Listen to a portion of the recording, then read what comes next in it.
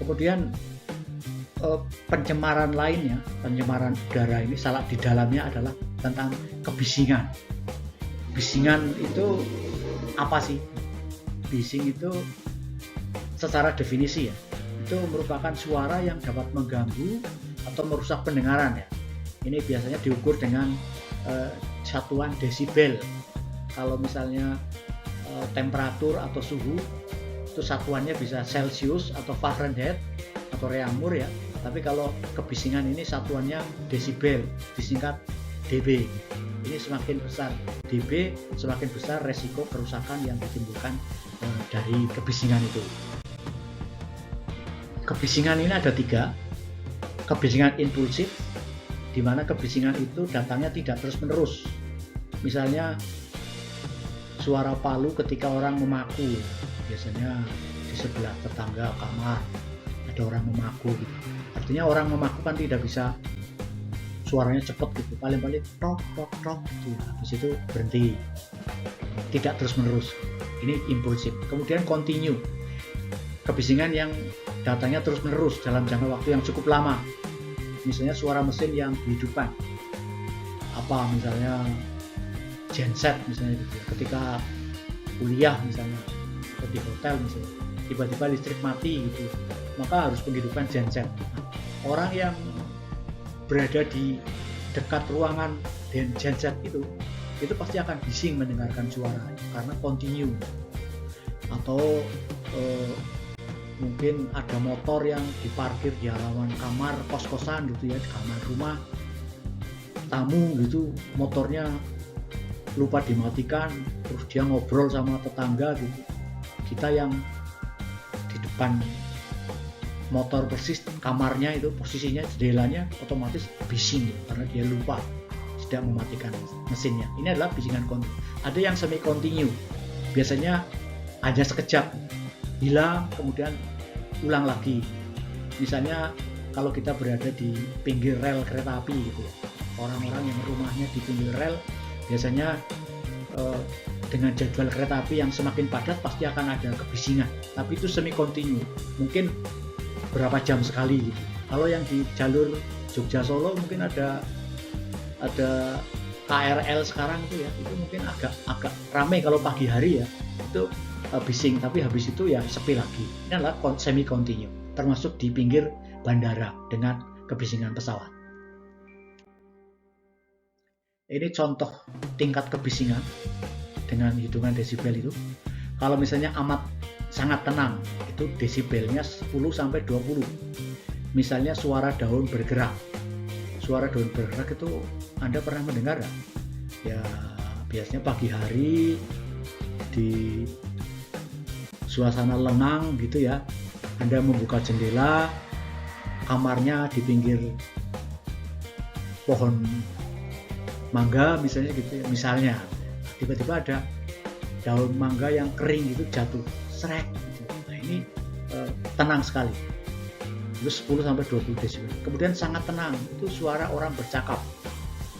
30 sampai 50 desibel. Anda pagi-pagi membuka jendela, ada orang bercakap-cakap. Itu normal. Tapi ketika mulai bising, itu desibelnya naik 60 sampai 70. Itu adalah suara vacuum cleaner misalnya. Lebih keras lagi.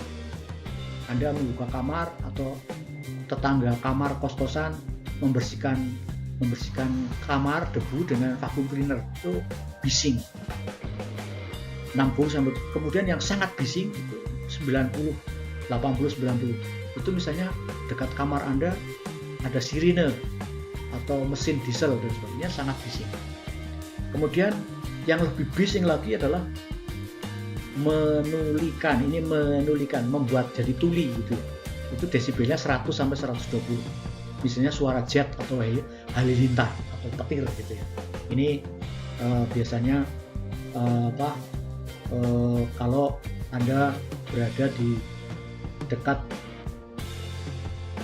pusat pemberangkatan jet gitu ya, atau Anda di pinggir laut ada petir gitu, itu adalah sangat menulikan.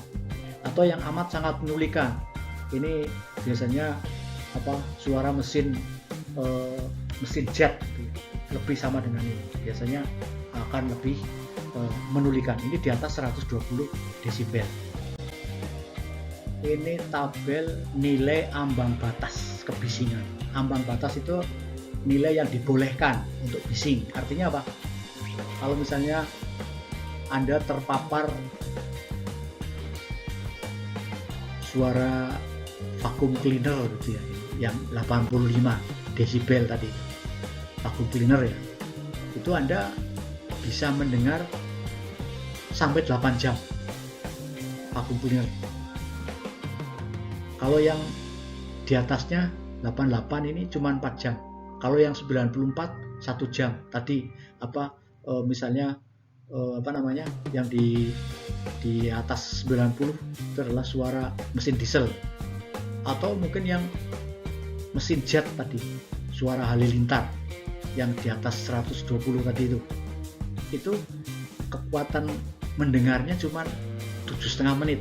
Jadi kalau Anda ditembak dengan halilintar gitu, misalnya dekat, itu cuma bisa bertahan 7,5 menit. Lebih dari 7,5 menit maka telinga Anda bisa tuli atau membahayakan. Bahkan kalau misalnya ini suara roket tadi, ini roket untuk menghantarkan satelit atau Apollo misalnya gitu, itu cuma 1,8 atau hampir 2 detik. Jadi kalau Anda mau nonton satelit Palapa atau satelit komunikasi dinaikkan ke angkasa gitu, Anda duduk di pinggir lapangan gitu, ingin melihat, itu cuma kuat bertahan 2 detik, 2 menit. Setelah itu Anda akan pulang atau telinganya ditutup, karena ini batas waktunya, paparannya per hari hanya 2 menit. Ini adalah yang namanya nilai ambang batas kebisingan. Kemudian gangguan pendengaran, biasanya ada gangguannya ini ya, untuk kebisingan itu sampai kehilangan pendengaran. Itu ada perubahan ambang batas. Kadang-kadang bisa menyebabkan gangguan fisiologis, biasanya stres, bahkan sakit kepala. Ini yang mungkin tidak begitu berbahaya, cuma ya bahayanya cuma sakit kepala gitu ya. Atau secara psikologis, emosi gitu, gara-gara mendengarkan suara vacuum cleaner atau mungkin motor diesel, atau bahkan bukan motor biasa aja, mungkin ada jengkel ya, ngapain nggak dimatikan mesinnya, itu emosian. Bahkan sampai gangguan otak, sulit berkonsentrasi, sulit tidur karena misalnya malam-malam ada teman yang menghidupkan motor sampai pagi misalnya, pasti Anda sulit konsentrasi, bisa mengganggu otak. Adalah gangguan tanda-tanda gangguan pendengaran ini apa saja? Ini normal, sedang, berat, dan sangat berat. Normal itu penjelasannya kalau kamu mampu mendengar dalam jarak 6 meter, normal. Kalau sedang itu orang sedang berbicara di antara 2 meter ya, orang kamu dirasani usia pada jarak 2 meter, 3 meter kamu sulit mendengar apa yang diucapkan itu. Apakah dia menjelek-jelekan saya atau tidak, itu sudah gangguan sedang. Tapi kalau gangguan berat, ini orang kamu diteriaki dalam 1,5 meter Anda sudah nggak dengar, itu berat. Sedangkan sangat berat itu kalau Anda dalam jarak 1 meter aja sudah nggak bisa mendengar, terserkapan. Jadi kamu sudah harus memeriksakan telinga. Ini adalah tanda-tanda gangguan pendengaran. Berbagai jenis polutan dan sumbernya, maksudnya polutan sulfur oksida itu sumbernya apa? Pembakaran bahan bakar industri, ozon, reaksi fotokimia, timbal dan bermotor. Material partikulat sumbernya apa? Pembakaran bagi berbagai macam bahan-bahan dan seterusnya. Kemudian nitrogen oksida, ini sumbernya apa? Misalnya pembakaran bahan industri, kemudian ada kebakaran hutan dan sebagainya. Itu pasti ada nitrogen oksidanya. Sama ini termasuk yang lain ya, ada karbon, ada formaldehid, ada asbes, ada hidrokarbon, ada ini yang mungkin yang Anda yang merokok ini, di dalam asap rokok ini ada hidrokarbonnya. Bahkan kalau yang di iklan-iklan rokok itu lebih dari 100 polutan ya, di dalam asap rokok itu kalau dianalisa. Kemudian ada penyegar atau pengharum ruangan, ini juga ada polutannya, pencemarnya, namanya para-diklorobenzena. Ini meskipun baunya harum, tapi ada pencemaran udaranya, termasuk untuk dry cleaning ya, pada laundry itu ya. Laundry kan harum itu cairannya ada tetrakloroetilennya, itu adalah jenis pencemaran udara juga. Kemudian polusi tanah. Polusi tanah saya kira oleh sampah-sampah ya, pasar-pasar, peternakan, pertanian dan sebagainya. Biasanya saya kira udah paham semua, tanah yang tandus biasanya akibat dari polusi tanah. Selain dampaknya negatif, juga bisa menyebabkan polusi air dan udara ya, karena memang ya posisinya tanah itu pasti bercampur dengan, kalau ada hujan pasti kena air, ada udara itu otomatis selalu berhubungan dengan air maupun dengan tanah. Jadi saya kira ada hubungannya gitu ya. Polusi di tanah itu apa saja? Limbah padat atau sampah yang kita kena, ada kertas, plastik, kayu dan sebagainya. Ini saya kira yang kita sudah paham, banyak di tempat pembuangan akhir ini adalah limbah padat. Kemudian yang termasuk polutan di tanah adalah logam berat. Logam berat ini bukan logam yang gelondongan tadi, besi, timbal, tembaga, nikel, tapi kalau Anda melihat misalnya yang gampang itu, yang sering dilihat itu batu baterai ya, batu baterai atau batu HP, baterai HP itu ketika sudah lemot gitu ya, biasanya suka keluar cairannya dari sel-selnya itu misalnya nikel itu warnanya kuning atau hijau, tembaga itu coklat, besi juga coklat. Ini cairan-cairan itu yang keluar dari baterai itu adalah namanya logam berat ya, bukan logamnya yang gelondongan itu, tapi cairan tadi itu yang sudah berupa gampang meresap dalam tanah, itu adalah logam berat. Kemudian pestisida juga termasuk pencemaran tanah. Ini adalah senyawa yang untuk membunuh makhluk hidup yang dianggap mengganggu ya. Kita makhluk hidup, tapi kalau kita di pestisida juga mati juga. Artinya untuk makhluk hidup yang mengganggu itu biasanya ada banyak targetnya. Kalau misalnya untuk serangga namanya insektisida, kalau herbisida namanya untuk gulma, untuk tumbuhan pengganggu, atau untuk hewan pengerat namanya rodentisida. Sedangkan untuk jamur namanya fungisida. Ini adalah contoh-contoh pestisida. Ini penggunaannya berbeda, tapi namanya semuanya adalah pestisida. Ada juga nitrogen, fosfat dan sebagainya. Ini semuanya unsur-unsur yang dibutuhkan dalam tumbuh-tumbuhan sebetulnya. Tapi kalau jumlahnya ini terlalu banyak bisa menjadi racun dalam tumbuhan, dan juga ini posisinya berada dalam tanah.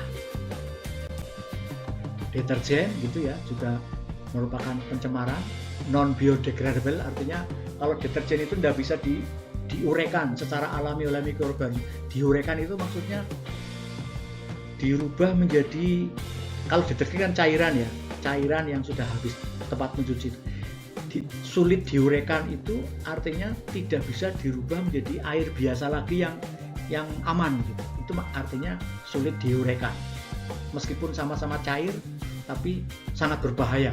Itu namanya deterjen, tidak bisa diuraikan menjadi air kembali, air biasa. Nah, ini biasanya sisa-sisa pakaian dan sebagainya masuk dalam tanah, nanti deterjen itu bisa membunuh hewan-hewan dan yang tumbuhan yang hidupnya di daerah tanah itu menjadi gembur ya, artinya tidak bisa menjadi subur lagi.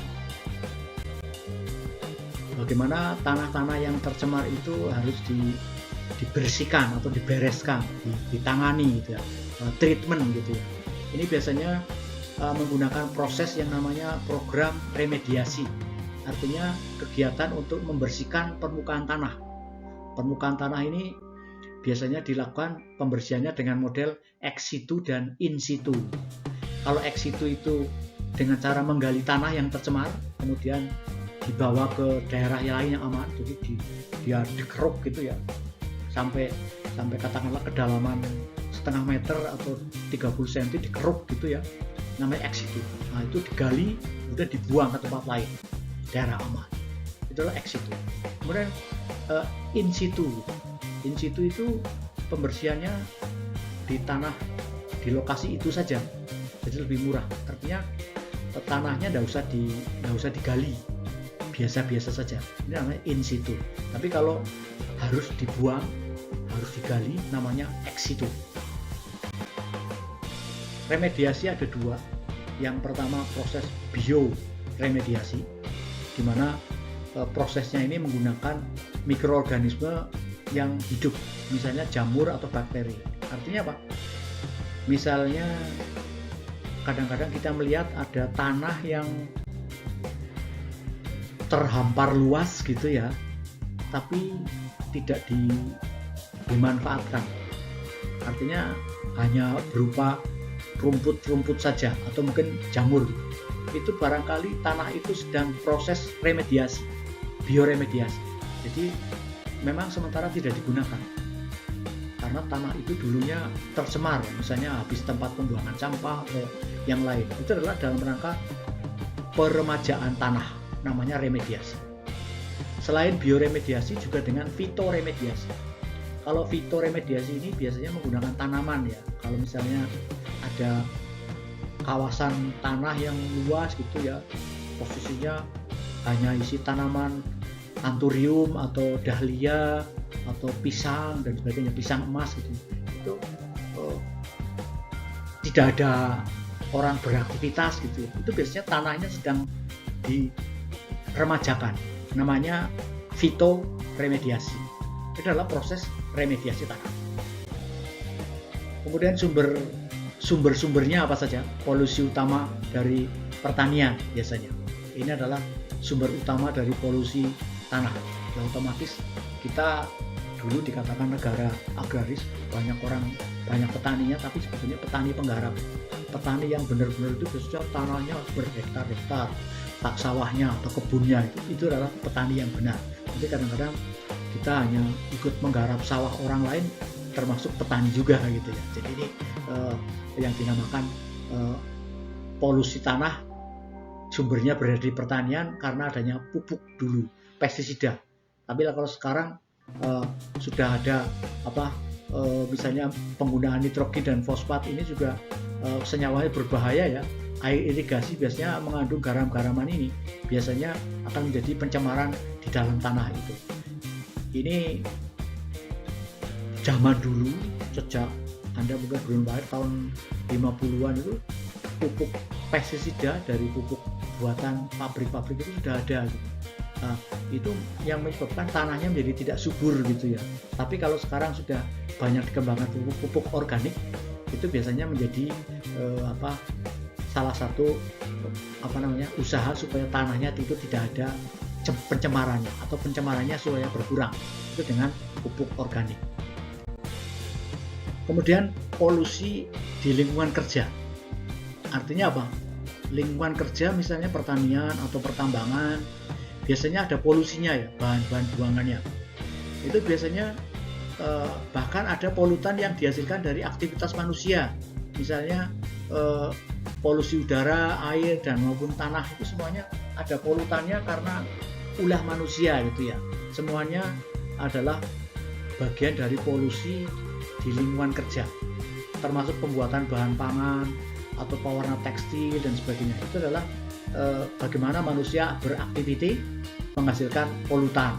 Ini nanti bisa dijelaskan di slide berikutnya. Nah ini misalnya yang dimaksud lingkungan kerja dengan polutan itu, kalau kita yang gampang contohnya ini dulu, rumah sakit ya. Lingkungan kerja rumah sakit itu polutannya apa? Ya sisa-sisa obat-obatan.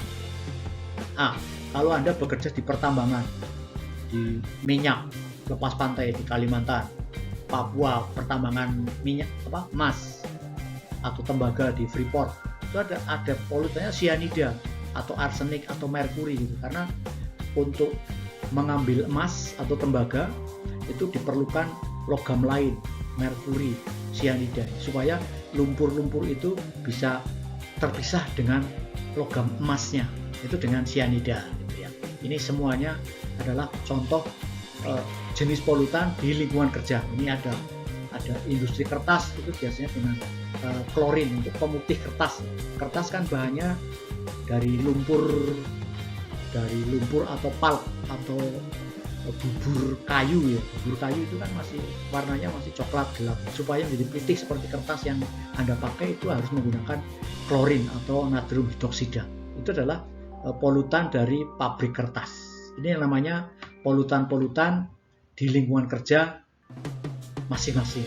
Kalau Anda bekerja di kampus ya lingkungan kerjanya atau di kampus-kampus polutannya ya mungkin sedikit ya, hanya partikel-partikel dari udara bebas, termasuk mungkin kalau ada asap rokok itu berarti asap rokok dan sebagainya. Ini nanti diakhiri atau dilanjutkan ke bagian kedua ya supaya tidak terlalu panjang.